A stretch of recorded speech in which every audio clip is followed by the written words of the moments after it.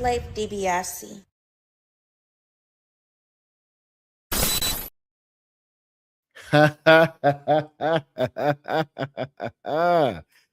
Yes, Sirski. Let's get it right. That way, when you do it right the first time, you don't gotta do it again. Let me just get us right here. Make sure y'all see Ghostface so y'all know what's going on. You know what I'm saying? Because I'm killing them. Every time I pick this shit up, I'm killing them. Y'all know what it is. Y'all know where we at, man. It's your boy Slave DiBiase, aka Tony Spark, aka Slave Daniel Riches, and this is another episode, live episode of the Offenders Initiative podcast right here on We the People TV. All my stoneheads, all my true offenders that's been rocking out with me since I turned professional. Don't forget to like, comment, and subscribe because that pushes out to the algae that y'all like what I'm doing, and I can continue to do it while the getting is good. Yeah, so we got to do that. And y'all see the caption. We here at another 420 session, y'all. Now I'm about 5 minutes late, but you don't get to tell me that. You don't get to say that to me. So y'all see what it is. Y'all see the captions. Avengers Doomsday X-Men teaser. They officially dropped that. Disney and Marvel officially dropped that. We're gonna go ahead and take a look at that, a more definitive look at that. Also, a new plot leak. Sounding a little real to me. A little plot leak for Avengers Doomsday has also made its way across my desk. We're going to take a look and listen at that as well, along with any final predictions to Power Book 4 Force season finale, episode 10, which will be the series finale as well. So we're going to tap into all of that. Again, don't forget to like, comment, and subscribe. And if you're here and you're just now tuning in, thank you for pulling up. And let's light up. First of all, let's light up. Yes, Sirski. Everybody in the comments, tell me what you're smoking on today. What is your strain of the day? You know what I'm saying? And tell me where you're from, too. I want to hear all that. Yes, Sirski. Well, let's get us right here. Okay. We're going to take a look at this Avengers X-Men trailer.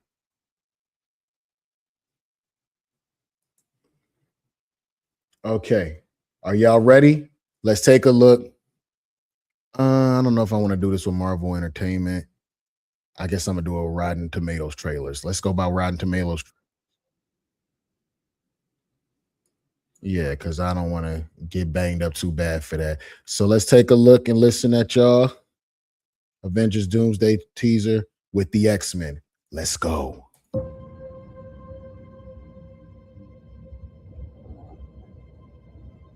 Death comes for us all. That's all I know for sure. The question isn't, are you prepared to die? The question is, who will you be when you close your eyes? Fire.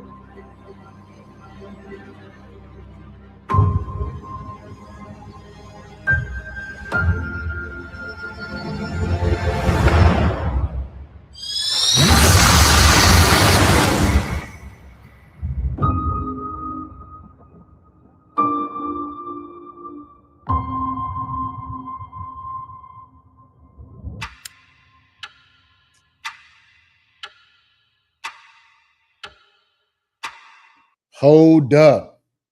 First initial reaction from everybody who may or may not be here right now. How are we feeling about the Avengers Doomsday X-Men teaser trailer as we smoke? How are we feeling about it so far?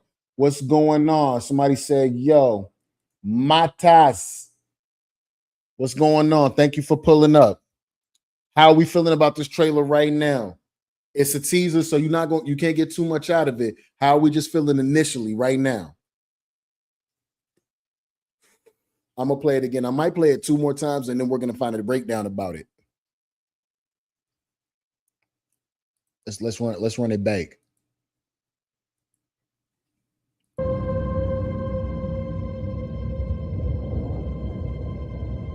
Death comes for us all.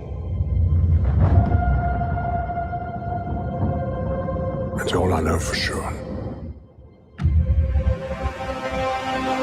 The question isn't, are you prepared to die? The question is, who will you be when you close your eyes?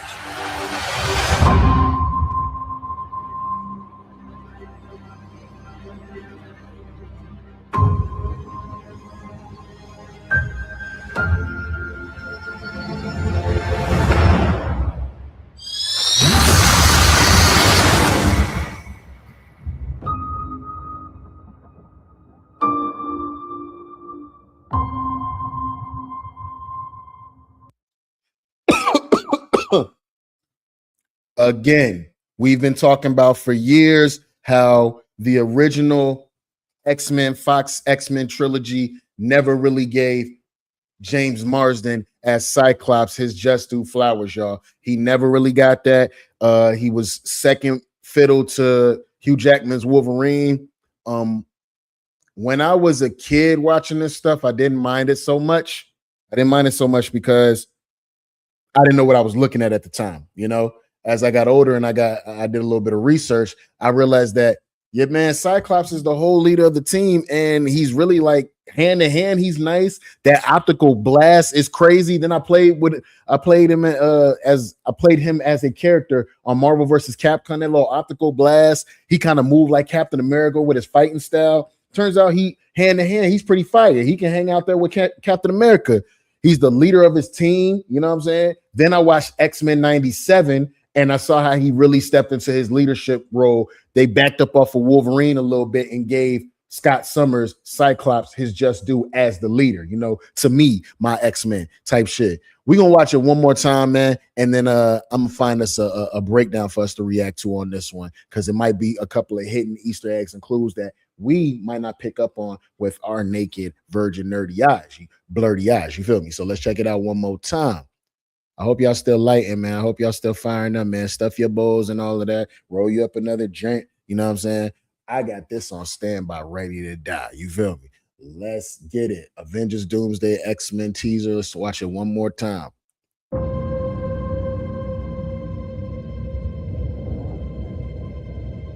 Death comes for us all. That's all I know for sure.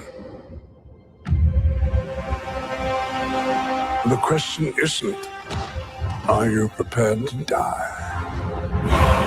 The question is, who will you be when you close your eyes?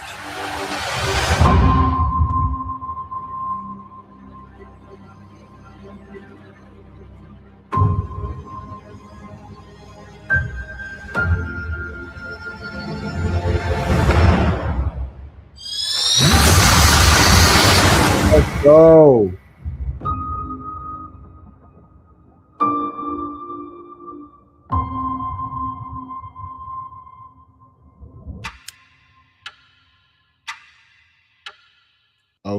Okay.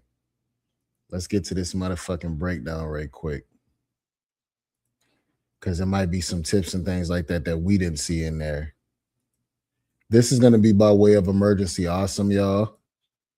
Make sure y'all go over there and give them a good like, comment, and subscribe.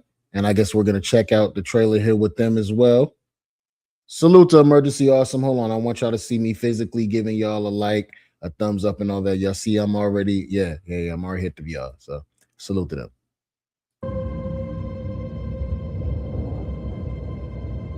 Death comes for us all. That's all I know for sure.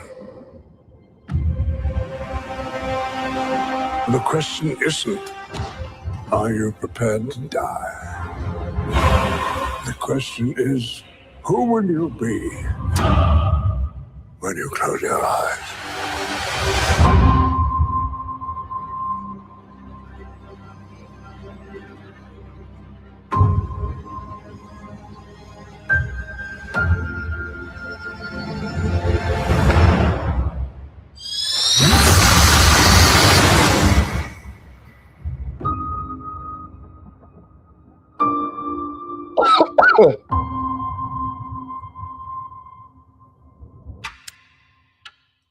Welcome back, everyone. Right on schedule, Marvel has released the official HD version of the X-Men Avengers Doomsday trailer, so we'll break it all down. There's so many Easter eggs and references baked into this. Now we kind of see why they left out so many X-Men from Deadpool and Wolverine, because they were saving them for Avengers Doomsday. There are probably even a couple of you that are watching this video that have waited more than 50 years to see the X-Men and the Avengers in the same movie. Yo, Herb Scribe, DC, what's down to my boy? Hey, everybody that's in the chat right now that's watching, make sure y'all also subscribe to my brother. It's Cap DC here. He makes fire Zod content. Very, very laid back, relatable, man. Roll you up something. If you hear and you like what I do, you'll love what he do. He's just a laid back flow. Get it how you live. Put something in the air and let it go. Salute to my boy. It's Cap DC. Gas guys is in the building, y'all. We got a lot going on for 2K26. Y'all will see in a minute. Let's work. Let's work. Probably one of the most notable things about this, one of the best things, is the actual music. I cannot wait to hear more of this X-Men music inside an Avengers movie. Alan Silvestri's classic Avengers music from those movies mixed with classic X-Men music and an updated version of the X-Men the Animated Series theme song that they also used versions of during X-Men 97. Now that we can see the nice HD version of this too, you can actually clearly see during the Cyclops scene on the back patio, like in you see those sentinel feet. Those are the foots of sentinels, ladies and gentlemen. We are going to get comic book accurate moving around sentinels in this movie. This particular X-Men universe has comic book accurate X-Men. Look at that uniform that Cyclops has on. Salute to James Marsden for still being a great Cyclops. Look at this shot, y'all. Y'all should put that on front. Put shit on front of t-shirt. Backyard of the X-Mansion, that there are sentinels moving behind him, as in they're still in the middle of a battle, and it looks like the X-Men are losing. If they were losing, he might have just tipped the skull right there. Anybody that's ever played Marvel versus Capcom, y'all know how it go down whenever you use Cyclops and he do that optic blast. I can just imagine what that shit gonna be like once they finally do introduce him, his character, and bring out him as a playable character on Marvel Rivals. I think this does confirm the theory that they're in the middle of a fight with Dr. Doom. Look at how Cyclops shot the beam. My man shot the beam and Dr. Doom basketball pawned that shit. Hold on. Of a battle, and it looks like the X-Men are losing. I think this does confirm the theory that they're in the middle of a fight with Dr. Doom, and what they finna do with that come December of this year, man. This is who the X-Men and who the Avengers, the Thunderbolts, Wakanda, the Fantastic Four, this is who they finna come 1v1 versus. A guy that will palm Cyclops' optic blast. Man, this movie finna be crazy fire. It better be. Doom has used the Sentinels to his advantage using his spells. There are rumors that he's using runes. There are runes in the official Avengers poster that look like they're ones that Dr. Doom is using, because the whole poster seems Dr. Doom themed. Using that type of magic to control the Sentinels on their world, which are modeled more after the ones on X-Men the Animated Series in the classic 90s design, like this whole universe is a much more comic book accurate looking universe. You actually go outside in these things? What would you prefer? Yellow spandex? Almost forgot. Oh, am I going to war or a circus? What'd you expect? Black leather?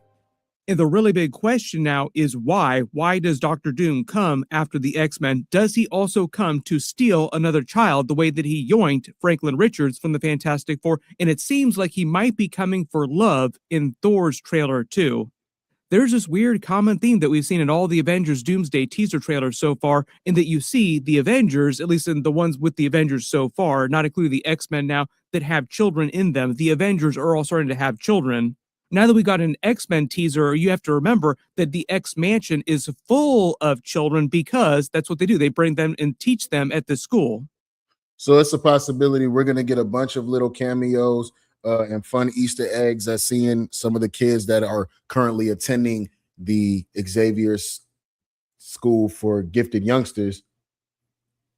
They might just make a cameo, and then Doom comes in with the Sentinels and brushes them. We could end up seeing a comic book accurate Jubilee get her neck broke. That would be fire. That is probably why the teaser starts on the second floor and you see all the battle damage, like the broken statues here, like somebody was here and there was a fight, because the second floor of the X Mansion is where all the residences are, where all the kids live. If we are seeing little kids in all these different trailers, if that's like the thing that binds all these different trailers together with Doctor Doom going across the multiverse, is it actually going to be Cyclops' child, because his first child is Nathan Summers, aka Cable? Technically, Nathan Summers is the son of Cyclops and Madeline Pryor, Jean Grey's clone made by Mr. Sinister. That feels like a Deadpool joke. We will see if they ever go there in the Avengers Doomsday or Secret Wars movies. I was to say they don't really have a lot of time to play around with this particular theory.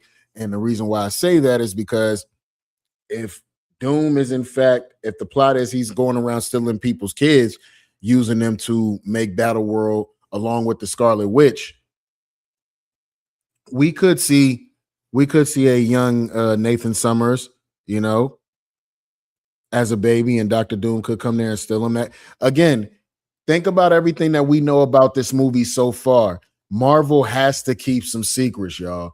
Think about the stuff we don't know yet. And they got 13, 14 months of reshoots to where they can just put crazy shit in there for nostalgia and to feed the fans and put asses back in seats. You feel me? They might just decide to brush over that.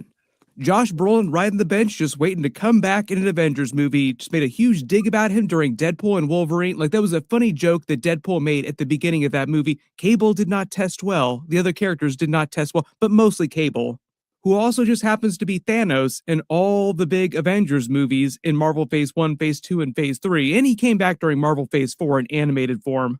Maybe we'll see a version of... I'm sorry, y'all. Outside of the first season of What If, all that animated shit was buns. That shit was hot cross buns, for real. And then they turned Thanos into a joke. Did y'all see if the way Infinity Ultron got him the fuck out of here just with one swipe? And you had two timelines where Thanos whooped everybody's ass. Infinity Ultron got him out of there in a second. King Thanos in the multiverse during Avengers Secret Wars, though. So, like, Josh Brolin will come back one way or another. He was talking about coming back as Thanos previously because the Russos are back, and he says he's kept in constant contact. I think we're going to see, either in Secret Wars or Doomsday, we're going to see a King Thanos, a Thanos that came from a timeline where he actually beat the Avengers and he won, and they didn't change shit back. He's going to be working for Doom. We very well still may get the Doctor Doom ripping out Thanos's spine. We might get that in Avengers Doomsday or Secret Wars. I wouldn't like the Russos, Robert Downey Jr. there. Like, there's no way they don't do that. That puts asses back in seats. I'm telling you. Tell me I'm lying. With them since Avengers Endgame. But going through this X-Men trailer shot by shot, now that we can pick out more Easter eggs with the crisp HD footage, you start at the beginning of the trailer and they play a somber version of the X-Men theme song mixed with the Alan Silvestri Avengers theme song. The way that all the Avengers teasers have had somber versions of the Avengers theme music so far, now that we're in the X-Men universe, we get some of their theme music mixed in too. Probably some of their theme music they're going to use during the larger part of the movie too. Are you prepared to die? The question is... And it's only Magneto's voiceover that they use over the entire trailer, with the exception of Cyclops' scream at the end of the trailer. Basically starting at the top floor, the second floor of the X Mansion, and slowly working their way down to where Magneto and Professor X and Cyclops are on the back patio in the middle of the battle that's happening. You see the damage from here. Like I said, there are lamps that are knocked over, there's statues that are knocked over, like there's been a fight in the second floor here. But notice the walls have just been blown to shreds, meaning that somebody was probably in the middle of these halls and stole someone from here, which is why... So this could be before or after Doom shows up. But I'm thinking with Sentinels walking around in the background, everything's on fire, and Cyclops having the result to ripping off his fucking reading rainbow visor. and just blast everything, I don't see that X-Mansion standing. You know, the X-Mansion always get blown up or destroyed. Am I wrong or right about that? The X-Mansion always gets destroyed in like every movie, right? They never they always got some shit going. It might be a child that they stole from here. That person would be Doctor Doom. We actually saw scenes of them filming at the X-Mansion. If you look at Doctor Doom's chair here, Robert Downey Jr.'s chair, it's against the backdrop of the wood panels from the inside of the X-Mansion. It was probably one of these scenes that they were filming. It's not really clear where the scenes of him speaking are actually from. It's not from the scenes that we see in the trailer here. It's just from some other completely different scene. He starts by saying, "Death comes for us all," which is also probably a metaphor for Doctor Doom coming and killing some X-Men on his way to try and steal somebody from here. Then we can see they pan into the library and down the steps. You see all the battle damage, like all the debris from another big fight that happened across the library, like they fought their way. Do we think Doom is going across the multiverse from different realities, stealing kids to use their powers to remake reality in his vision? And going after Steve Rogers as a side quest. Through the X-Mansion up to the second floor. Then he says, "That's all I know for sure." We get the swell of the Avengers theme music mixed with some X-Men theme music, and we see the broken sign from Xavier's school. It's the same sign on the front of the school when you drive in the gate, but it's also inside. Hold up, y'all. Broken sign from Xavier's school. It's the same sign on the front of the school.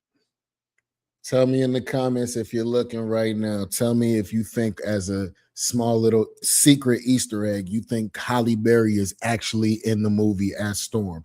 She has not been confirmed and or announced yet. Neither has Famke Janssen, who also plays Jean Grey. She hasn't been announced either. As a matter of fact, she said she's not going to be in the movie. So, I mean, y'all tell me, y'all think as like a little secret move, Marvel might have kept Halle Berry's appearance as Storm a secret? Y'all tell me what y'all think. School when you drive in the gate, but it's also inside the school itself, like on the front of the actual physical X-Mansion. As they continue to pan across the library, like the stacks of books here, he says, "The question isn't, are you prepared to die?" We go to what looks like one of the far parts of the library with Professor X in the back of his chair as he goes to meet Magneto. And notice it is his chair from the classic X-Men movies. It's not the yellow floaty chair that we saw during Doctor Strange Multiverse of Madness. I think that's because they want to evoke more of the classic X-Men movies that we actually saw on screen in the classic X-Men universe. There's just a question of which universe this is going to wind up being. Will it be that classic X-Men universe, that classic X-Men team, or will it be a slightly different universe that just happens to be more comic book accurate? Right. Mostly because that's the universe that Deadpool and Wolverine were in at the end of the movie. They were in the classic. Well, who's to say? They saying they're in the classic universe.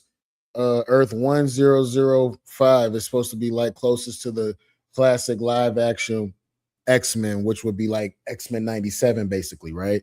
And that's cool, but who's to say that they don't mix all of that kind of stuff in?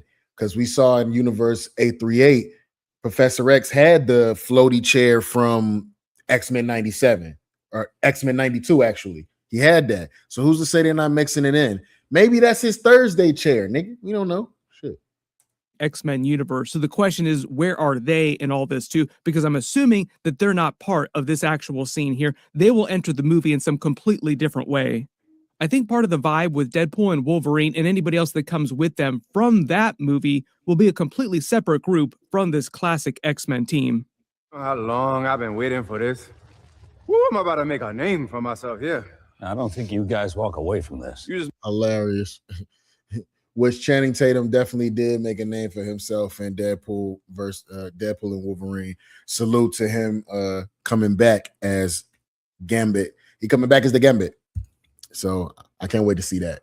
Make sure people know what happened here today. But we do know that Channing Tatum is supposed to be part of this classic X-Men team, and they're probably just going to say that it is his team that he spoke about to Deadpool during the Deadpool and Wolverine movie. Like, he didn't know where he was from. Was he born on the Void, or was he stolen from his X-Men team? I think the question is now answered. He was stolen from his X-Men team by the TVA. Magneto goes on to say, the question is, who will you be, or who would you be when you close your eyes, as you see Professor X's chair, the X wheeling towards him for the X-Men metaphor. What better sign to herald the X-Men coming than an X wheeling its way across frame? We see it as a metallic chess set that they're playing with, and Magneto raises one of the pieces with his powers. It kind of gives you the whole look back to when in the third X-Men movie, Magneto got hit with that little needle and it took away his powers.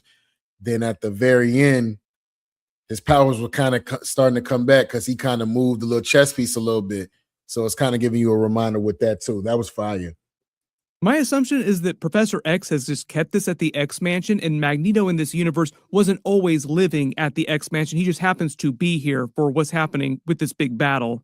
There have been a lot of rumors that we'll see a version of Genosha. We'll see a version of his family with another version of Scarlet Witch. It'll be kind of a House of M type of vibe. With if they want asses in seats, you need to bring back, if not one, two different variants of the Scarlet Witch.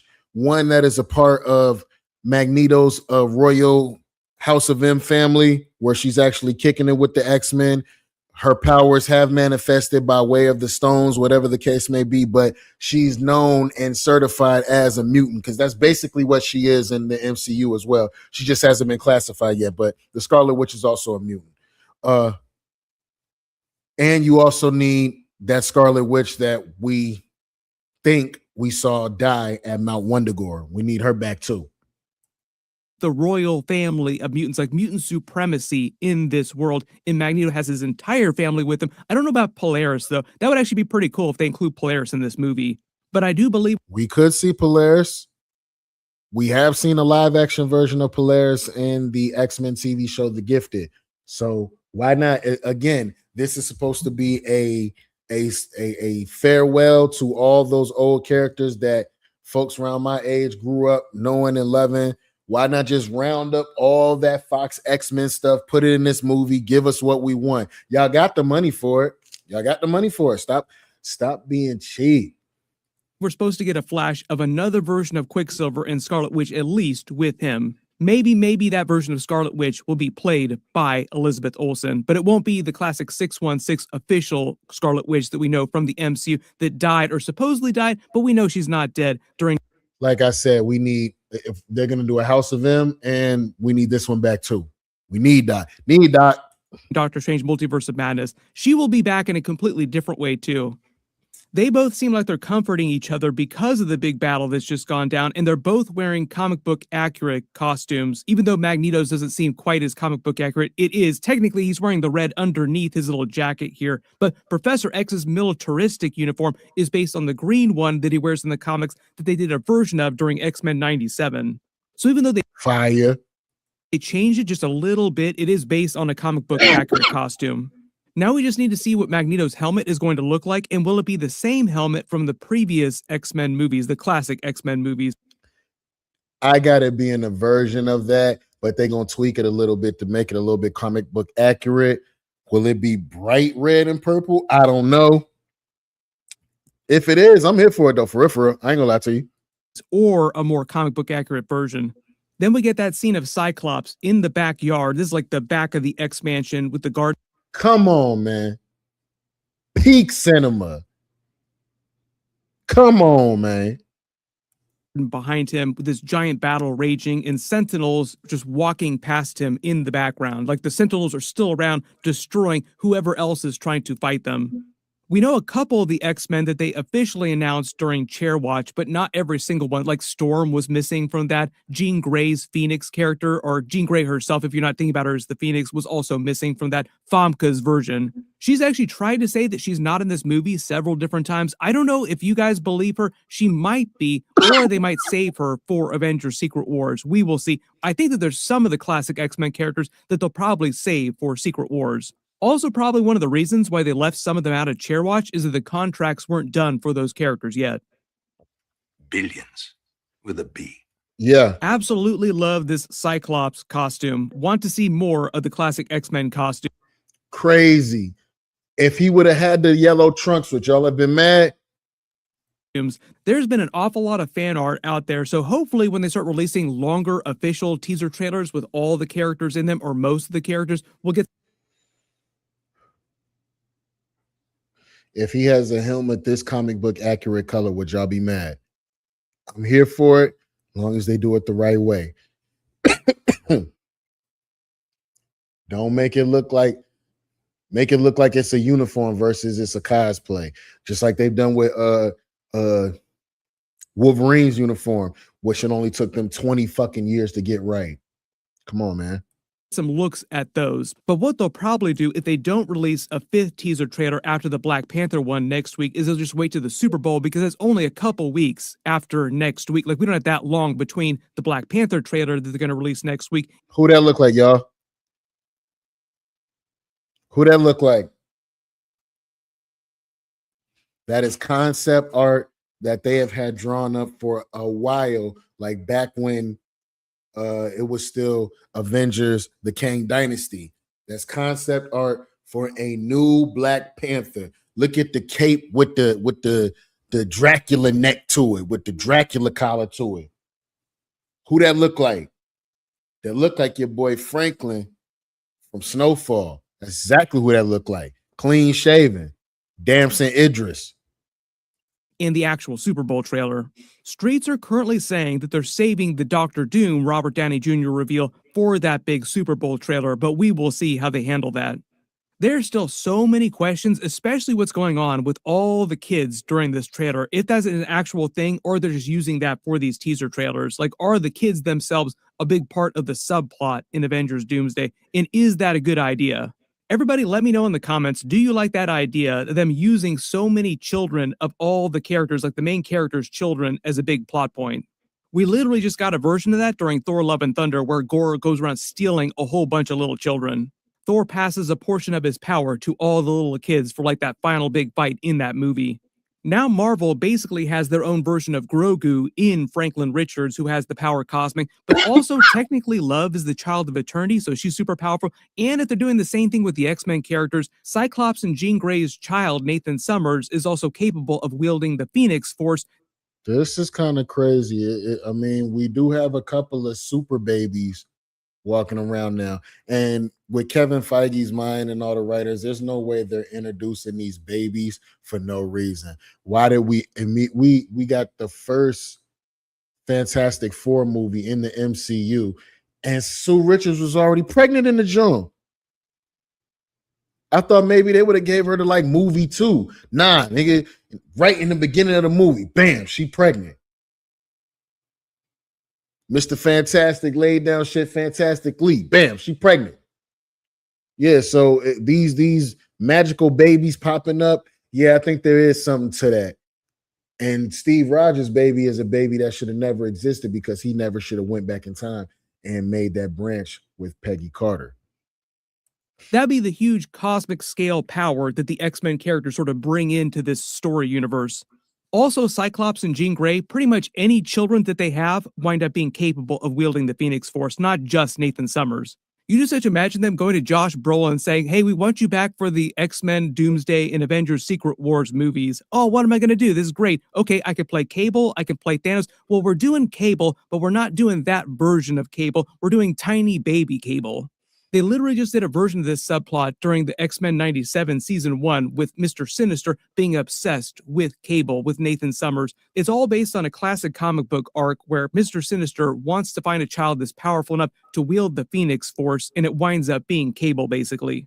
Most of our attention with Doctor Doom and Avengers Doomsday and Secret Wars and Great Power has been with Franklin Richards in the Power Cosmic, but the Phoenix Force is probably going to have some kind of role during Avengers Doomsday or Secret Wars. Like, yo, they really finna bring in everything.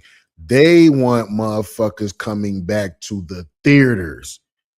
If they bring the Phoenix Force, if they bring back the Darkhold, the Bangles, the 10 Rings, man, this shit gonna be crazy. You wouldn't do 2 giant Avengers movies without doing a version of the Phoenix if you're bringing back classic X-Men characters. And now that we're seeing all these classic X-Men come back, next big question is will any of the First Class era younger X-Men actors also come back too? And will that would be fire if they mixed them in with those younger characters from the First Class, mixed them in with some of the older characters. Like, okay, so maybe Halle Berry doesn't come back, but old girl right here does come back. I'm just saying. it be in Secret Wars? Everybody post all your reactions in the comments below, and if there's any Easter eggs or references that you spotted in the footage that I didn't talk about in the video, just write them below in the comments. We just got a leaked version of the Avengers Doomsday Black Panther trailer with those characters and the Fantastic Four characters meeting the Wakandan characters meeting the Fantastic Four characters. I'll try to do a video of that in the next couple of days too. We'll get an HD crisp version of it in the next week on. Okay. So salute to Emergency Awesome. Y'all tell me how y'all feeling about that. I want to show y'all something right quick though. Hold on. Before we get into this plot leak. Yeah, there's a new plot leak, but I want y'all to look at something first. This is how scary AI is getting. Hold on, man. Hold on. And this looked like some shit that a motherfucker might actually write. Hold up. A boy has the power.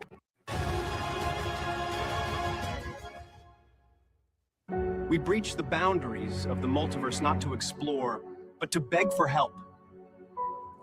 The structural integrity of our reality is collapsing. He took our son. A boy has the power to reshape atoms with a thought. If he harnesses that power, he will be unstoppable. Where is he now? Have you heard of Latveria?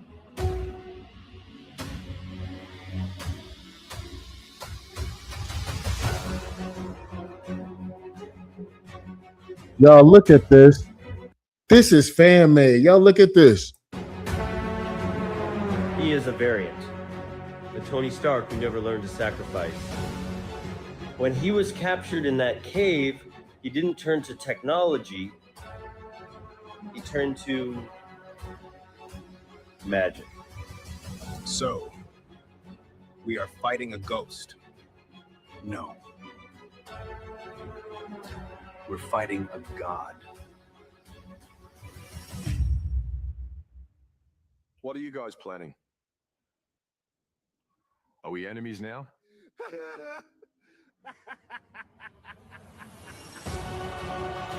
I have taken the power of creation itself.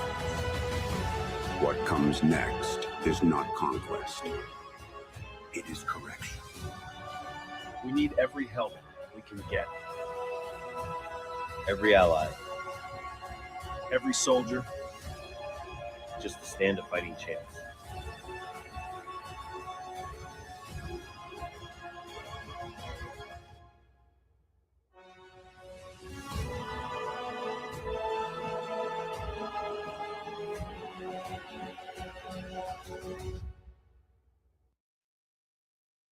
Tell me that don't look like some shit that they would actually put out. Tell me that don't look like something that they would actually put out. Oh, yeah, this strain. This is Love After. And what is this over here?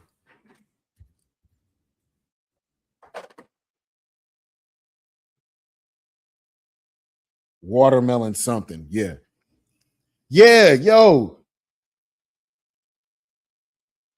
It's going to be a Doom type of day. Exactly, bro. Exactly. Shout out Glow Wheezy. Hey, y'all, check out my bro Glow Wheezy's page, man. It's another one of the gas guys. The gas guys is in the building, y'all. Shout out to my boy Glow Wheezy. He's another great Zod content creator. Y'all can go give him a like, comment, and subscribe. When you talk about somebody that is a wizard with the tree that gives y'all all sorts of outlooks of the bud, chill vibes, you know what I'm saying? Perp vibes. Definitely go give my man a look, Holly. You feel me? But yeah, that trailer right there, that's telling you how scary AI is getting. That really looked like that's what the movie might be about. That's crazy as hell, man. I'm about to find this this plot leak for y'all though, man. This plot leak is what's gonna make all that trailer look a little crazy too.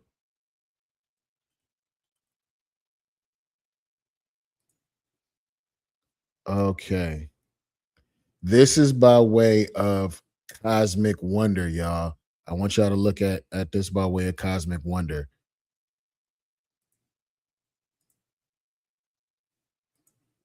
Please give them a like, comment, and subscribe. Let's take a look. This Avengers Doomsday plot leak sounds insane. I particularly like what it says about the Scarlet Witch, Doctor Strange, Kangs, multiple, plural, all of them, and Dr. My man said Kangs. The question is with that, right? If they bring back Kang, will it be Jonathan Majors or will he be recast as somebody that they're either going to make a intricate plot into the movie or somebody just to wrap up the story to be able to be killed off in a gruesome, fashionable way by Dr. Doom? That boy said that pen got him geeked. Let's check it out. Doom himself. Now, like all leaks, take it with a grain of salt. This was actually sent to me on X, which took me to MCU Verse. And they even claim that this is a unconfirmed anonymous leak posted to Reddit. But here's the thing, about 70% of this, as I read through it, it's been reported already. So I would say about 70% of this is actually things that is basically confirmed to actually happen in Avengers Doomsday. And a lot of people who have read this. If they have 70% of this movie right, that's scary. Need to take them 14, 13 months out. Excuse me. Now we have 11 months and rewrite that shit a little bit, tweak some shit. But you said, I've heard 70% of this has already been confirmed. Yeah, see, let's get into it. Already actually said that this is pretty dark, but I actually think that's the direction that Marvel is going to go. And Infinity War was dark as well. I mean, the ending of Infinity War was a pretty dark ending. And I think that's how Avengers Doomsday is going to end as well. But of course, like all leaks, take it with a grain of salt. But I do think it's pretty interesting. You'll have to let me know what you think. Let's dive into it. So according to the leak, the true origin of the multiverse collapse isn't Kang, it's Steve Rogers. Again, this is one of those things that we've heard a lot about this already. And this is particularly why Doom is after Steve Rogers. And it seems like the Russo brothers. Steve Rogers literally destroyed the multiverse for some pussy. Oh my gosh.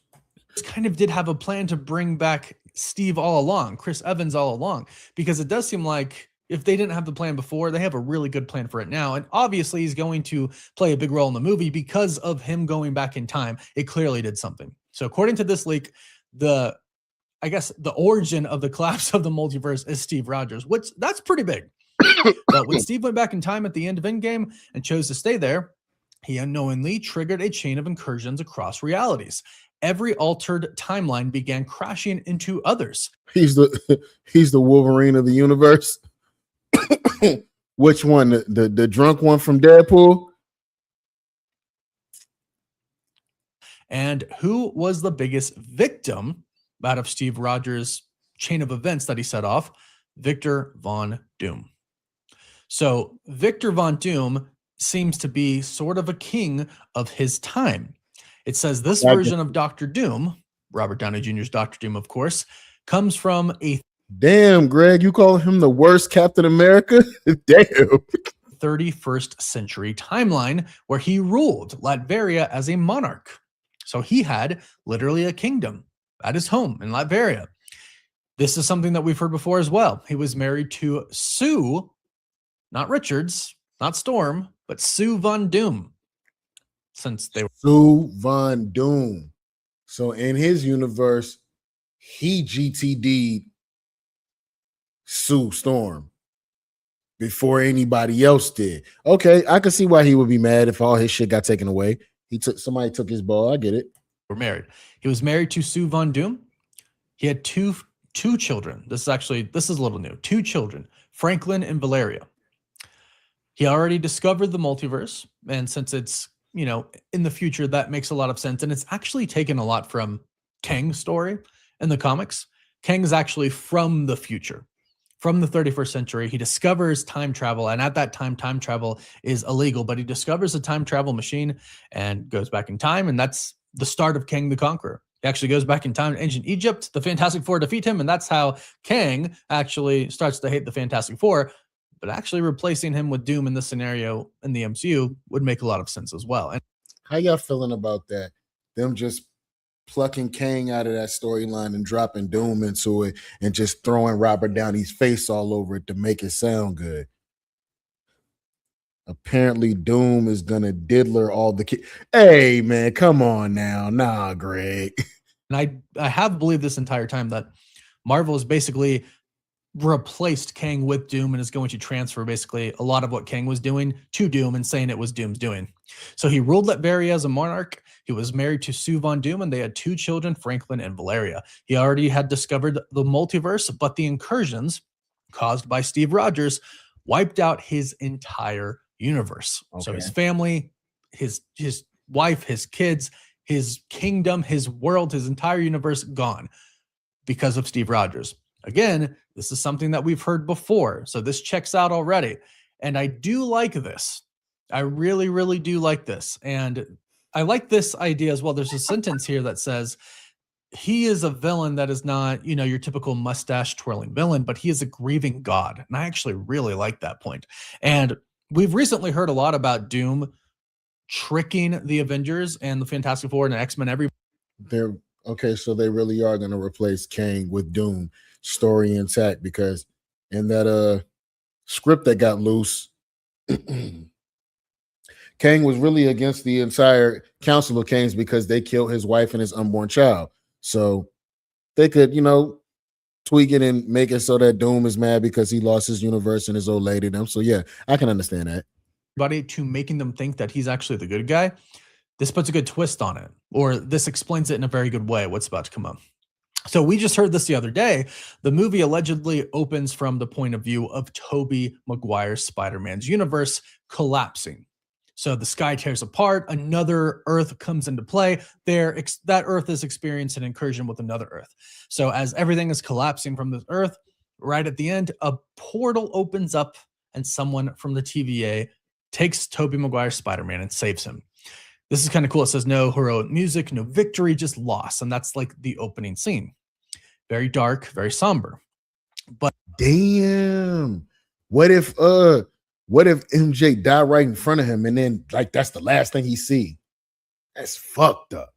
But I do believe to really kind of show the threat that is ahead for Avengers Doomsday, not just Doom, but the multiverse collapsing, this is a good way to show it. And it puts Tobey Maguire's Spider-Man in right away. So I like that as well. And again, this was reported the other day, so this checks out. So here's where it gets pretty intense here. It says Doom slaughters the Council of, it says Doom, but I think they mean Kang here, slaughters the Council of Kangs, which I really hope happens. I actually hope that we get that Ant-Man and the Wasp post-credit scene that has all of those Kangs there in that stadium, and then Doom just shows up and says, hey, thanks for all gathering in one place for me, so you made it easy for me, and then boom, kills them all. Something like that. I really hope something like that happens. But here's where, if they do it like that, you better make it look good. It would be kind of arrogant for him to just show up and say, oh, yeah, I'm glad y'all did get in one place. Now I can fry y'all together.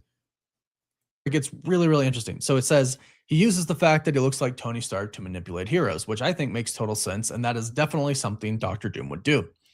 He revives Wanda Maximoff using Franklin Richards. We have heard a report about this in the past as well, and I've really liked this, especially because in the Fantastic Four First Steps at the end, Sue Storm dies, and her son, Franklin Richards, brings her back. We already know he has that power. So if the Scarlet Witch is indeed dead in the MCU, Franklin Richards bringing her back is, I think, a pretty dang good way to do that. And I actually think, do we like that, or do we like that maybe she's not really dead at all? Y'all tell me what y'all think. Dr. Doom being the one to do it, via Franklin Richards, is a really good angle, because then the Scarlet Witch probably thinks that Doom is good, but then he promises her something.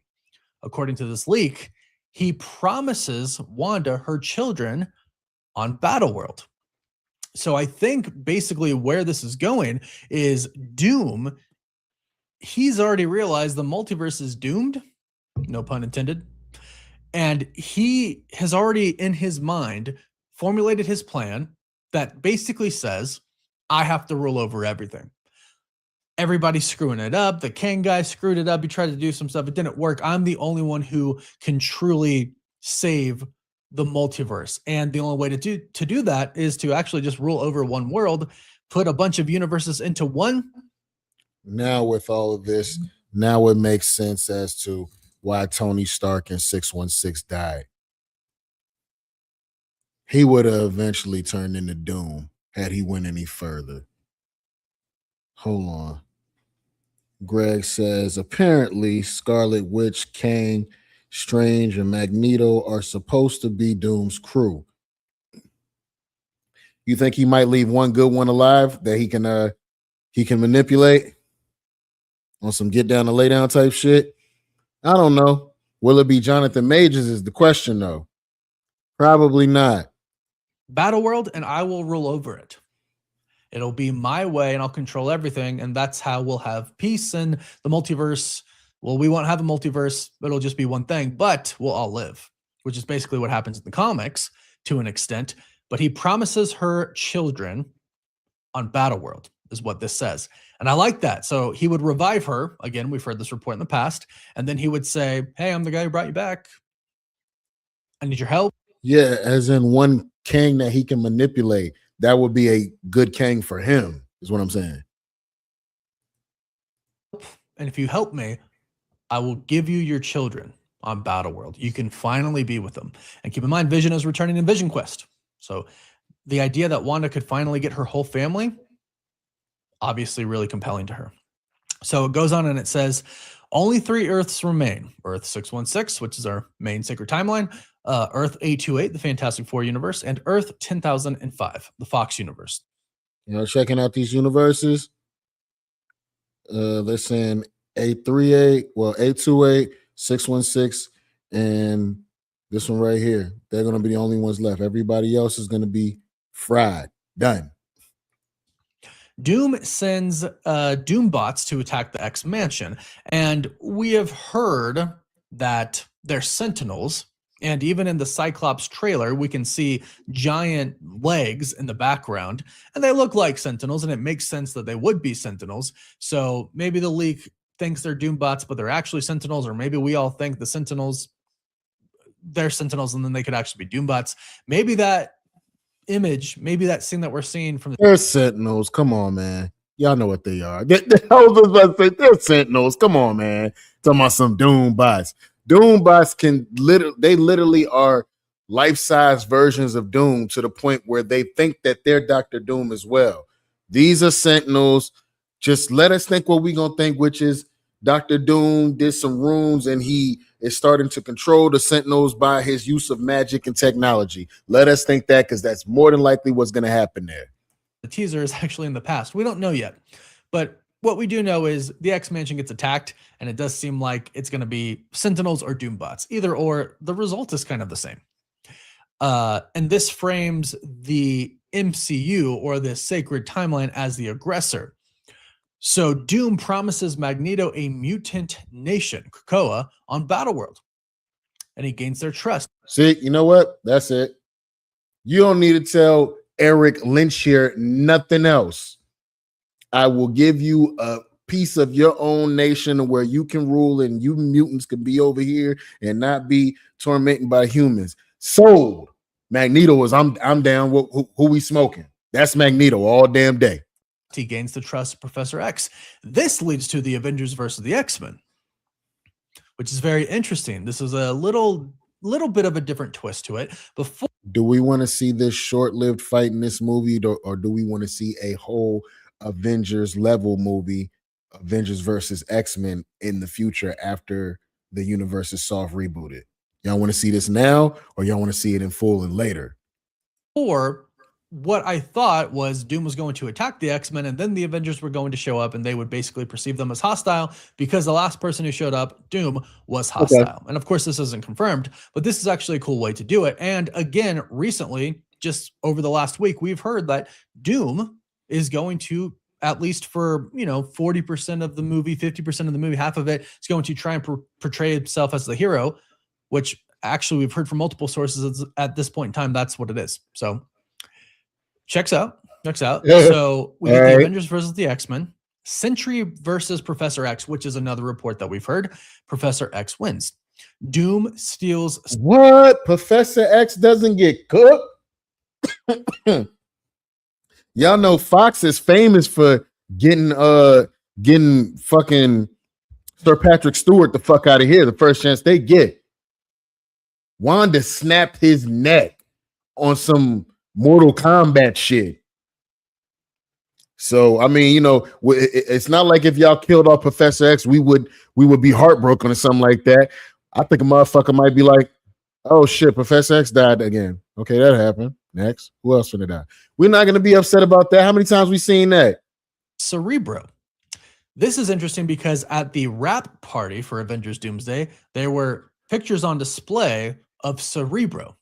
Like people there were taking pictures with Cerebro. They were actually showing cast members with Cerebro on from the set. So Cerebro is definitely a part of this movie. Deadpool stealing Professor X's wheelchair and breaking Cerebro and rolling around, knocking over statues in the mansion will never not be funny. I swear to God. You can't even take this shot right here seriously when you think about that shit. So Doom stealing it makes a lot of sense. And he could magnify Cerebro with the powers of Franklin Richards and turn it into a multiversal device, which I think would be cool. And it says that Franklin teleports him away. Classic Doom. No one realizes the truth until it's too late. Yep. So Doom tracks Loki to the end of time, it says. Oh, shit. While Loki leaves the TVA to speak with Steve Rogers, Doom invades the TVA, massacres everyone, and destroys the organization entirely. This is interesting. I mean, we've all expected Dr. Doom to either rule or destroy the TVA. I also thought we were supposed to get some big giant fights of all different sorts of variants fighting at the TVA when Dr. Doom shows up. So we might get that as well, which would be super fire. Oh, man. How many times you intend on seeing this movie if it's good? But this says he leaves the TVA. I don't think Loki could physically leave. So I'm wondering if he's just projecting himself, which means he can't really see everything. He can only see where he's at. So he probably is still sitting on that throne. When it says he leaves, it's probably just him projecting himself into a timeline to speak to Steve Rogers, and he can't really see what's going on, just what's right in front of him at that moment, which would be Steve. That's how I would imagine this. Going up to Doom gonna crash out throughout the whole movie. Yeah, and I want to see it. Let's go. The TVA destroying everything. It says he then defeats a multiversal Avengers team, and the team includes Deadpool, Wolverine, Gambit, X-23, Toby and Andrew's Spider-Man, McAvoy's Professor X, which is really interesting, and Fassbender's Magneto. Haven't heard those two yet. Whoa.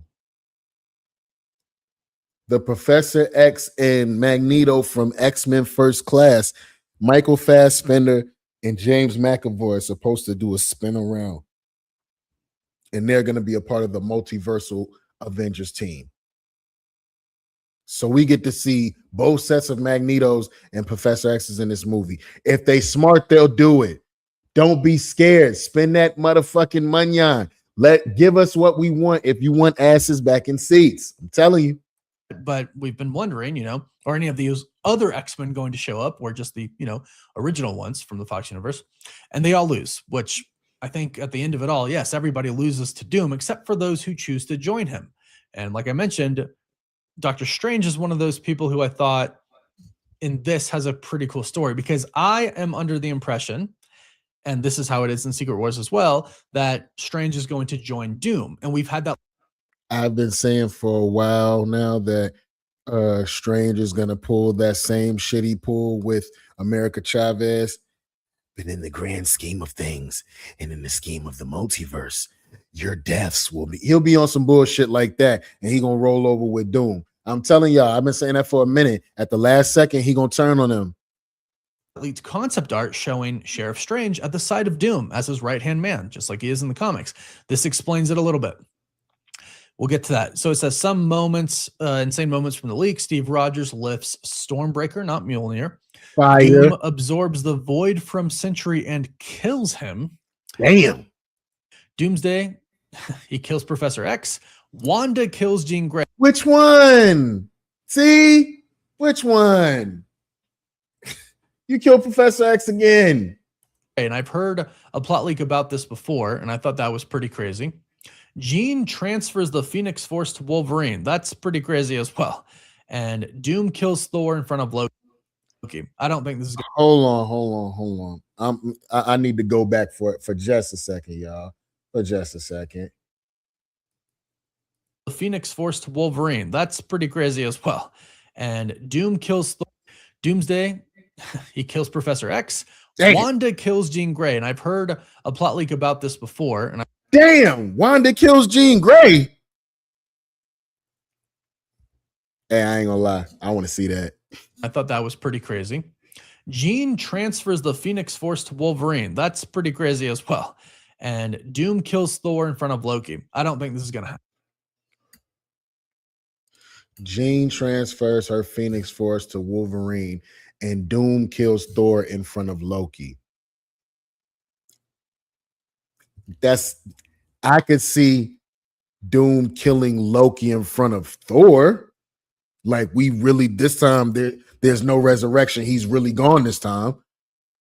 And yeah, Wolverine getting the Phoenix Force. Yeah, too much. No. I don't think that happens. I don't think Thor dies. I really don't. So a multiversal team called the Cabal attacks remaining Earths. It's interesting because in a big plot leak that we heard before from reliable people, reliable insiders told us that, yeah, there's going to be obviously a bunch of groups doing different things, but Wakanda and our Earth is getting attacked by some other force that is not Doom. It could be the Cabal. And he does have a cabal, or a cabal exists in Secret Wars in the story. They're not exactly his, but they're on a life raft. But here's the cool part. According to this leak, the Cabal will include Superior Iron Man. Hold up. So we get a Dr. Doom that's really a Tony Stark variant. That's really a evil Iron Man. Then we get an official evil Superior Iron Man. Who else? Captain Hydra, Maestro Hulk, and King Thanos. All of which we have heard at some point in time a report that they are going to appear in Iron Man. Captain Hydra, Maestro Hulk, and King Thanos. All of which we have heard at some point in time a report that they are going to appear in this movie. And that would be pretty dang cool if they were his team, if they were Doom's team. And they were the one. If they want asses in seats, spend that money. I'm telling you, folks will come back 2 and 3 and 4 times to see this movie if y'all do it the right way. Look, see what I'm saying? You see the boy Greg right there in the comments. Mind blown just from this. Now, none of this could be true, but 70% of this has been confirmed. So they say, right? And we got how many months worth of reshoots and rewrites that they could do to tweak it just to keep surprising us? Ones attacking Earth and other Earths while Doom was dealing with the TVA and the multiversal Avengers. That would be pretty crazy. And this is where it says, with no options left, Doctor Strange switches sides, not out of evil, but out of necessity. I really like this because I always thought, and I still do think, Doctor Strange is going to switch sides. What he gonna do is Doom gonna try and break it down to him, scientist for scientist, like, yo, you need to roll with me and let me, you know what I'm saying, rule the multiverse, and we save whatever we can save. And then he's gonna threaten Clea. He's gonna threaten his love, and you might want to slide over here before I turn your girl into mashed potatoes or something. So yeah, there's gonna be some bullshit like that. He does that in the comics because it's kind of like Doom is saying, hey, the whole multiverse is about to be destroyed. X. Wouldn't it be better to save one thing? Yep. Strange is like, yes. So they get on Battleworld. He rules everything. And Doctor Strange is one of the only people, with the exception of Molecule Man, I believe, who remembers anything before. The universes before, the multiverse before. He's aware of it all. And even when Reed Richards and them come on the life raft, they're like, you knew this whole entire time. Like, you let him play God, blah, blah, blah, blah, blah. And Doctor Strange is like, he's very good at playing God. And he did save us. So it's like, okay, you know. Hey, yo, Strange. How much of that baby oil you let Doom rub on you, bro? That's all I want to know. That's all I want to know.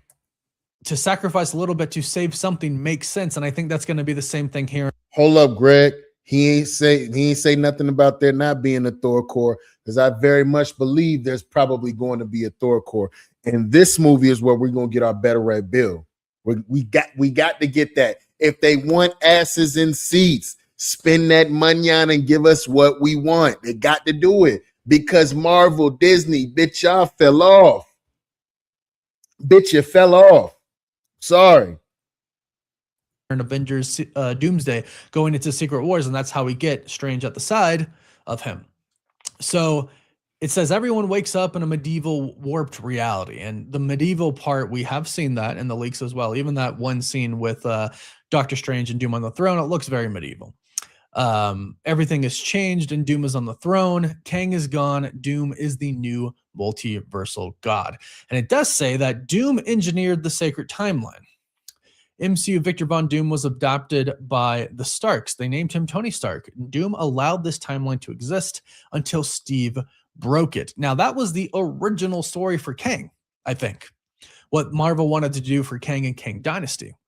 So, like I said before, perhaps they just kind of transferred it over to Doom. I'm curious how they're going to handle the Kang Doom. I don't know if that's true. That's kind of lazy writing. That's kind of lazy writing right there, because it's like, nah. Story. I do want to see Doom show up and basically kill all the Kangs, but I'm curious to see exactly how they handle Doom controlling parts of the multiverse. So this is the leak. And like I said, and as you've heard now, it's pretty crazy. Again, about 70% of this, I think, is indeed going to happen. The other 30%, not sure. If this leak is accurate, this is going to happen. It's going to be insane. If it's not, well, again, 70% of it is probably going to happen. I like it. There's a few things I would maybe. Okay. Salute to Cosmic Wonder. He says he likes it. What would y'all change, if anything, that he just mentioned from this plot leak? That does sound kind of dope. Also, remember, we also did watch that AI trailer that I showed you that looked like it could be, you know what I'm saying, something that they would do for the movie too, right? So keep that in mind as well. It's getting frighteningly close. You see what I'm saying? And tell me what y'all think, man. Okay. That was Cosmic Wonder once again. Avengers Doomsday. We are on the countdown to Doomsday, y'all. We got 11 months left. I will be going to see that movie in theaters. I will be there to see that. I will give my out of theater reaction, and anything dealing with Avengers Doomsday, I will be talking about it until Doomsday actually occurs. Sounds like things have been left out or maybe just not mentioned. That could also be true as well. That could definitely also be true as well. Like I said, think about everything that we do know versus the stuff that we don't know. And they gotta keep something for us to have us like, oh nah, we didn't see that one happening.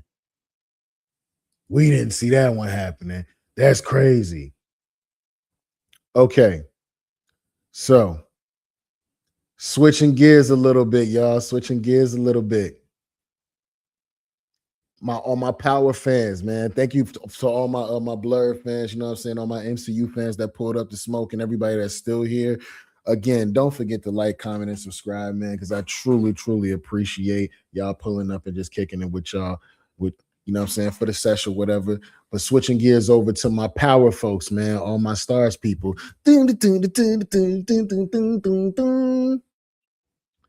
Power Book 44 Season 3 Episode 10. It's going down. This is the series finale. Normally we get some big deaths around this time, y'all. Tell me what we thinking right now. Who's not making it? You know, that's always my question. Who's not making it? That boy Cap said, hold up, it's fire. He said, I told you, LOL, I told you. Hold on. What you told me, bro? Hold on, we about to get into it. Hold on. I want to see what there might be some predictions on what may or may not happen in this next episode, and y'all tell me what y'all think.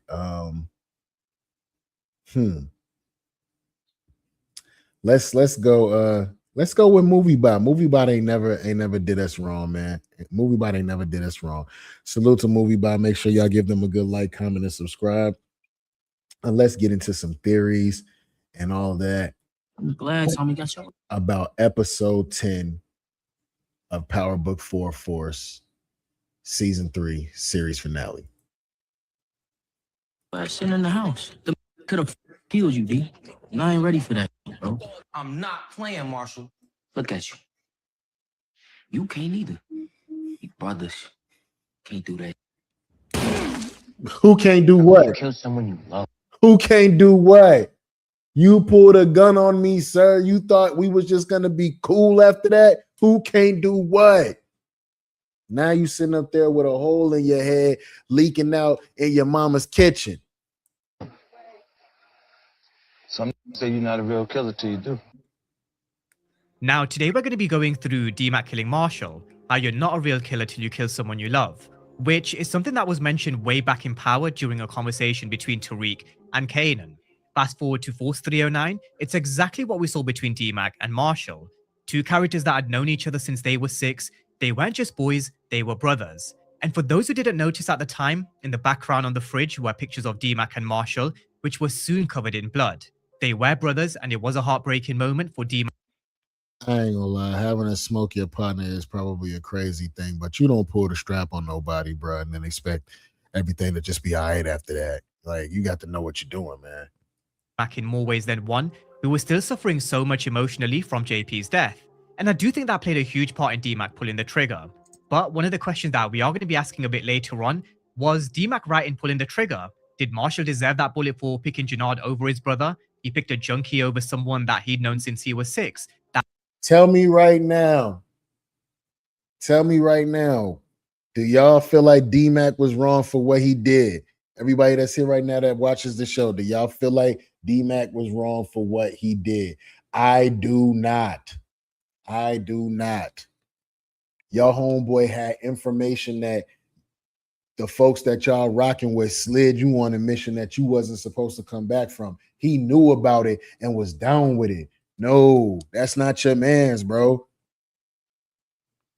Yeah, ain't no way. You gave him a pass just for knowing that. Then he pulled a gun on you. Yeah, it's over with. He said was his brother. Or did DMAC take it too far? That's the topic of discussion in today's breakdown, as we unpack DMAC's latest kill, as well as what's next for DMAC, the revenge on Jannard, his relationship with Tommy, and potentially even Tariq, in the final episode of Power Book 4 Force, and potentially even beyond. Now, for those who may have forgotten, because it has been a very long... They do say if you pull it, you better use it. And nah, not really. He almost didn't survive the back door. I mean, exactly, but he wasn't supposed to survive the back door, but he knew, Marshall knew about it. That's why he told him, he was like, yo, they set us up to be killed by the 9-7s. He said, no, they set you up to be killed by the 9-7s. Meaning he knew about it. Nah, bro, I gave you a pass on that one. Then you pulled a gun on me in your mama's kitchen, bro. Nah, I'm not letting none of this slide. Especially after my dad died. Yeah, nah, he's an emotional wreck. Marshall, yeah, we smoking on that Marshall pack. Fake friend pack in the air, this gas or what? Long time since season 1, they were introduced as young kids who were under Jannard when Tommy first came to Chicago. They were very ambitious in terms of wanting to get down with CBI and also in the game, and that's when both of them made a move with Marshall's cousin. But what we saw play out in episode 9 in season 3, in Marshall picking CBI over DMAC, that wasn't actually the first time that's happened. And I do think it's important we do understand that and remember that. We saw Marshall picking CBI when he went to the club in season 1 without telling DMAC. He wanted to get in with the crew and make this deal with his cousin, get in with CBI without DMAC. He left out someone who was supposed to be his brother, someone who he'd known since he was 6, for basically these guys. But that's not all. He did also pull a gun on DMAC in season 1 as well. So I forgot about that. Oh, come on, man. Somebody come on now. I even forgot about that one. Yeah, Marshall, you did too much, bro, to be my partner in them. All right. When he pulled his gun in episode 9, that wasn't his first time. Now, in my opinion, what played out in season 1, Marshall should have learned his lesson because Janard did also cut him out with a deal with his cousin and left Marshall out, which is when we saw Marshall apologizing to D-Mac. And of course, they did put it behind them because they're boys, they're brothers. We've seen mistakes being made with previous brotherhoods in power, and they put it behind them. We saw Marshall looking after D-Mac when he needed to be. He gave him a place to crash. He tried to tell him maybe not being in CBI isn't a bad thing after all, because look how much trouble it caused him before. It almost got himself killed, and Marshall wasn't ready for his brother to go. Earlier on in season 3, in episode 3, he was shaking his head when it came to agreeing to make a move on the 9/7s because he knew it was a suicide mission. He was trying to tell D-Mac, don't go for it, just tell Janard no. But at the same time, he did stick by him in episodes 2 and 3 when they... I mean, yeah, he stuck by him and he went on the mission with him, but you knew this was a dummy mission. If that's really my man's, I'm not even gonna let dudes say that in front of yo. I don't want to be a gangster that bad. You're not gonna set my homeboy to get killed. We're not doing none of that. We're not gonna. Hey yo, Janard, we good. We don't need that mission. Straight up. Made a move on the gambling spot on the Chinese, and also when they made a move on the 9/7s. Marshall did have his back, regardless of knowing that this was a very dangerous mission that could have turned very ugly. He had his brother's back. But Tommy did also warn him back in episode 2 as well. He used to have a brother just like him, and sometimes that doesn't end too well for them, which was a little foreshadow for it not ending too well for Marshall. Is this what? That's my brother. Is you CBI? Yeah, I'm CBI. All right, then. That's the answer. Get it done. Now, it does have to be said, Marshall didn't want to kill D-Mac, and you could tell the moment Janard was trying to convince him to kill his brother, Marshall was very hesitant. He told Janard he's picked CBI, but at the same time, he can't do that to D-Mac, which Janard wasn't having. He said, you're either with CBI or you're not, get the job done. Now, I'm not sure how Marshall didn't remember, but this was the same man who tried to set D-Mac up to die with the 9/7s move. That was back in episode 3, which almost got Marshall killed as well. He gonna go tell you to do something that he couldn't go do himself. He gonna see us coming. He ain't gonna see you coming. Come on, man. Y'all got to know out there, man. That's why folks say the streets don't exist, man. Somebody gonna send you to go do something that they ain't gonna do. It's weird. Marshall's response was they tried to kill D-Mac, not him. But he was definitely looking at it completely wrong. Janard didn't give a shit about Marshall either. If Marshall ended up being collateral damage while D-Mac got taken out by the 9/7s, if this ended in the death of all these young kids, including Marshall, you know what Janard would have done? He probably would have just shrugged his shoulders. Just like when he said JP was collateral damage. When Raheem told him about Marshall's death later on in episode 9, he kind of just shrugged his shoulders and he was more mad about him not being able to get the job done rather than them losing Marshall. Janard really didn't give a shit about Marshall, and that's what he failed to realize. He didn't have this bond with CBI or Janard like he had with D-Mac, and that's a fact. D-Mac was his brother, and Janard was just someone who frankly didn't give a shit about Marshall. You was just a shooter. Nah, I can't say rest in power to Marshall, man. He was a snake. He chose CBI over his real partner at the end of the day. So nah, we smoking on that Marshall pack still. We smoking on it. Stupid backwards hat wearing nigga. Frankly, didn't just give a shit about Marshall. He just used him like another pawn. Now, with that being said, this is where we're going to come to the question, should Marshall have stood by D-Mac? Because in this moment, even though Marshall was telling D-Mac to get out of town, he needs to leave, at the same time, he was still picking Janard over D-Mac because he wasn't giving the information of Janard's location to his boy. That was after Janard had just killed JP. He was still picking CBI over his brother, when in reality, in my opinion, there should have been no questions, no debate. What Marshall should have done here was, he should have told D-Mac, look, Janard wants you dead, he's asked me to kill you, but this is the move. This is how we're going to play it. They're going to be at the barbershop basement at this time. This is the move. Let's roll and put an end to Janard. I've definitely got your back. Because I can guarantee if it was the other way around and say, for example, Janard had killed Marshall's mom instead, would D-Mac have slid for Marshall and backed his brother, or would he have picked CBI? He would have slid for Marshall. We're not even gonna think about that. I personally think he would have definitely have backed Marshall. D-Mac even said it in this conversation in episode 9. They'd known each other since they were 6.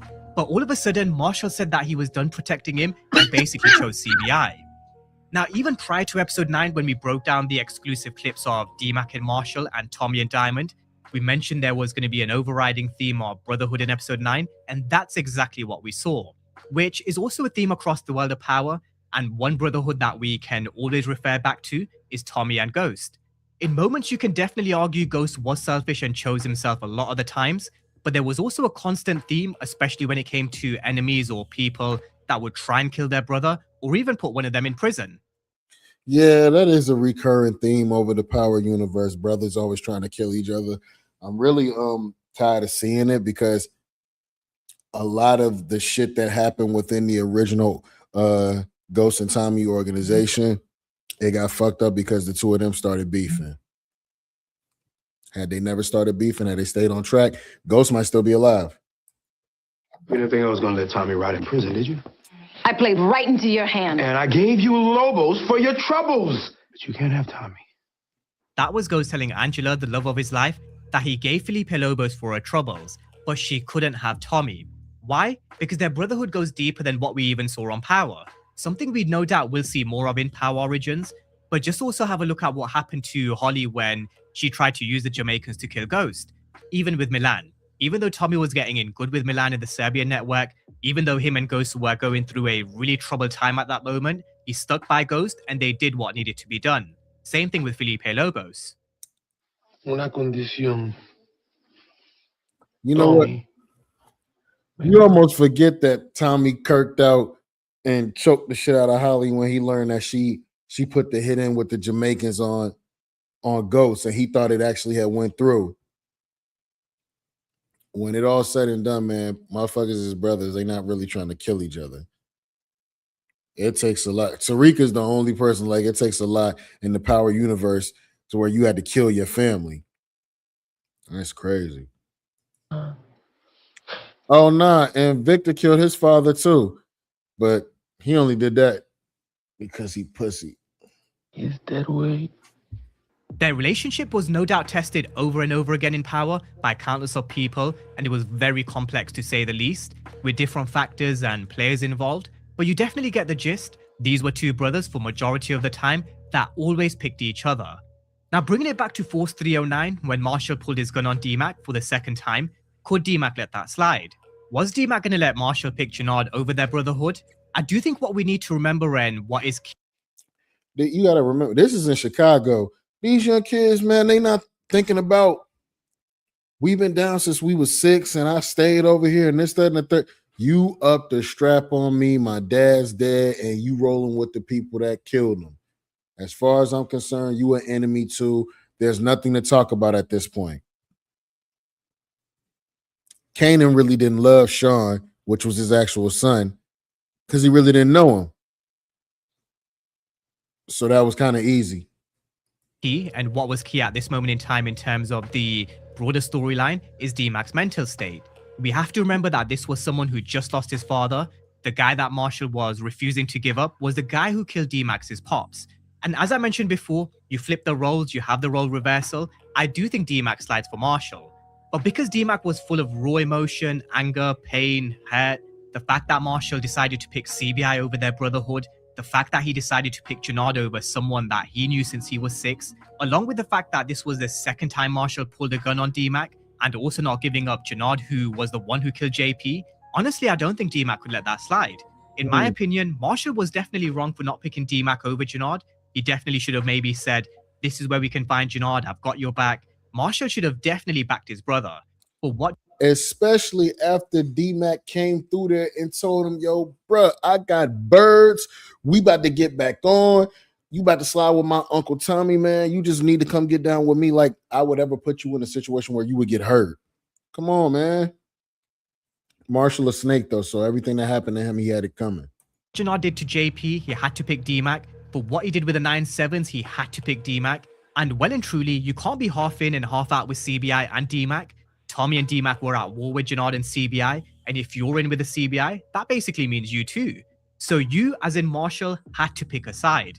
There couldn't be a situation where he could be in between, where he doesn't kill DMAC and also sides with CBI. You either kill DMAC and you're fully CBI, or you side with DMAC, someone who you basically said was your brother, someone who you basically said you love. There is no in between when it comes to this war. Like Tommy once told Tariq, you can't have 1 foot in or 1 foot out. That basically doesn't work. But once he was, the fact that DMAC was so emotional over JP's death, anybody that got in his way, he was definitely on demon time. He wanted all the smoke, and that's exactly what Marshall got. You see this? Instead of being in the streets getting money and selling these motherfucking quick little bricks with your partner so that y'all can get back up and you can really get into some number 2, number 3 type shit. Nah, you roll with CBI to go stand under Jannard, Alex Murphy, thumbhead boy. You wanted to go be his number 2, number 3, number 4. Trash. Turn on your brother. That's why you got a bullet in your face. Again, the blood on the fridge, we saw the pictures of D-Mac and Marshall. It was very symbolic, but as they say, you ain't a real killer till you kill someone you love. And that's exactly what D-Mac is. He's a real killer. Now, can you find reasons for why D-Mac was wrong in this instance? Maybe, but what I do think it comes down to is Marshall should have realized the moment it was exposed in episode 7 that they tried to have D-Mac killed with the 9/7s, that also put his life in danger, and the CBI were the wrong crew for him to be in. He should have sided with D-Mac and Uncle Tommy after episode 7. Now, with Tommy's reaction... That's a fact. He still rolled with CBI. He had it coming. I'm sorry. Y'all motherfuckers keep talking about some R.I.P. Marshall. R.I.P. JP. Man, can we be real? One of the worst fathers in the Power universe, and Marshall, one of the worst friends in the universe. To D-Mac killing Marshall, as soon as he walked into the insane Prince's place of business, again, full of raw emotion, not just because of JP's death, but because he also just killed Marshall. And Tommy kind of just looked at him like, wait, you just killed Marshall? Tommy definitely was a little shocked, but in that moment, they were dealing with so much, they basically said they'll deal with it later. And I do think they will talk about D-Mac killing Marshall a bit later on. I do think once the dust settles and everything clears, I think that conversation will definitely be had with Tommy around how he's killed a loved one. Tommy's going to be there mentoring and guiding D-Mac, not just when it comes to teaching him how to move in the streets, but also how to cope with situations basically like this. Because make no mistake, it will play on D-Mac's mind, even though he is a killer. He's just killed someone that he loves, someone that he's known since he was 6. He's lost 2 people in JP and Marshall in a very... Somebody that he's known since he was 6 that went with the other side. Don't feel bad about that, youngin. You did what you had to do. Pulled the gun on you first. Short amount of time, which in his mind, he hasn't even been able to process. But once the dust settles, I do think he'll realize what he's done and what he's lost. And we'll hear that conversation with Tommy. Maybe not in episode 10 because there's going to be so much going on. They need to deal with a lot of characters, storylines, and plot points. But maybe in Legacy, if D-Mac is in Power Legacy, which I do hope he is. Over the past week or so prior to episode 9, we went through Jannard and D-Mac's storyline in that particular breakdown where we spoke about Marshall's death. I actually thought Jannard would be the one to kill Marshall. I don't think anybody thought D-Mac would do it himself. Yeah, I ain't gonna lie. I had Jannard killing Marshall because Marshall couldn't kill D-Mac. I didn't think D-Mac was gonna get him up out of there. But I see why he did, though. Because Tommy killed somebody he loved. Motherfuckers be giving Tommy hell, but he low-key a fire character. But we mentioned once Marshall does go, it does leave the gap open for someone. He is. He really is. I mean, it's one of those situations like, if you're going to do this, I'm going to show you the right way to do this. In terms of this partnership and this brotherhood, I also mentioned how Gianni has been very vocal about him not coming back to power. These are a couple of latest comments that he's been making across social media. So if you now have 2 characters who have that missing brotherhood in their story arcs, D-Mac no longer has Marshall and Tariq no longer has Brayden because Gianni isn't interested in coming back to power, well, what does it kind of look like they might be setting up going forward when it comes to the future of the world of Power? Power Legacy, a potential new partnership and brotherhood forming with D-Mac and Tariq under Uncle Tommy, because we know the next chapter will also be Tommy's last, whether it happens in Power Legacy or in the Power movies that may or may not come after. I do think the next chapter will be Tommy's last. So they do need to also set the foundation for what comes after Tommy, which I personally think is the partnership between Tariq and D-Mac, because of this connection that they have with Tommy. Hold on, are we saying like Tommy's eventually gonna bite the dust? Do y'all want to see that? Tommy dies? Because both of them are Tommy's nephews, because both of them are still young, they have a lot in common, but also very different at the same time. D-Mac's been through a lot at his young age. He's been shot twice now, which is something Tariq hasn't been through. D-Mac has grown up in the streets, he's strategic, but still very raw and reckless as well. Same could be said about Tariq. Even though that boy need training, he need training on how to shoot. This boy Tariq need training on how to fight.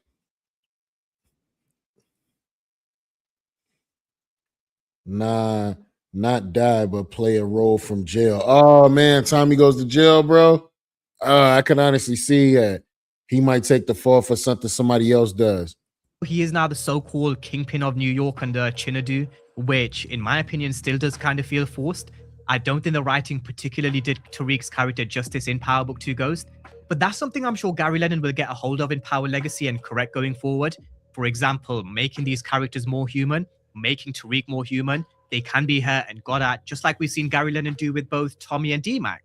So I am looking forward to what happens in the future when it comes to D-Mac, Tommy, and Tariq.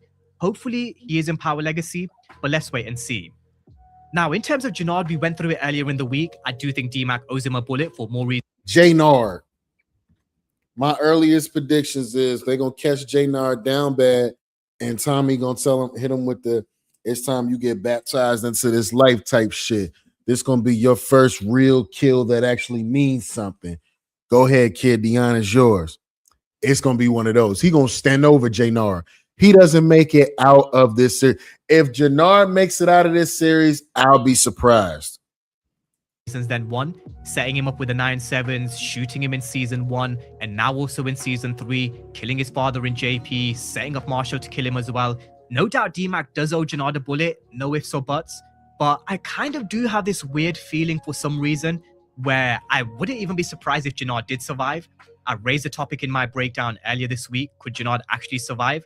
I'm only saying it because Chris Lofton is such a great actor. He's one of the best that we've had for a while in the world of Power.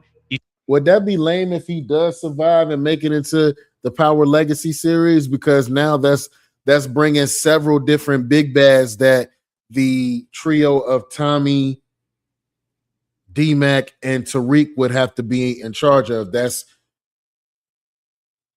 your man right here, Thumbhead Alex Murphy, Janard, and then the Italians are still after Tommy and Tariq for what he did to Joe Proctor. You got to remember that too. He truly is great at what he does. He does play the villain role really well, and it really would be a shame to lose that. Maybe that's where the survival thoughts come from, because he's such a great actor and provides a lot of entertainment in Power. But well and truly, we all know he does deserve a bullet, and he simply has to go for what he's done. And I still would lean more towards D-Mac killing Janard in episode 10. But that's a wrap on D-Mac and Marshall and what I hope we see next in the world of Power. So the floor is now yours. Did Marshall deserve to die, or did D-Mac take it too far? Did Marshall deserve to die, or did D-Mac take it too far? Biggs, you gone too far. How y'all feel about that one, man? I knew his brother was gonna die, shaking my head. Yeah, I mean, I did too. But like for real, fuck JP, for real, bro. That dude was like the worst father in the Power universe, bro. Worst father in the Power universe.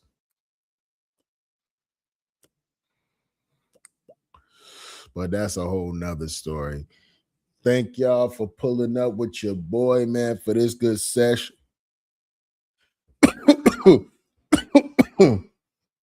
I'm definitely fried, die, laid to the side, man. Again, don't forget to like, comment, and subscribe. And I definitely was smoking out of that flying horse today. You know, 9 gram 3-in-1 is some of that.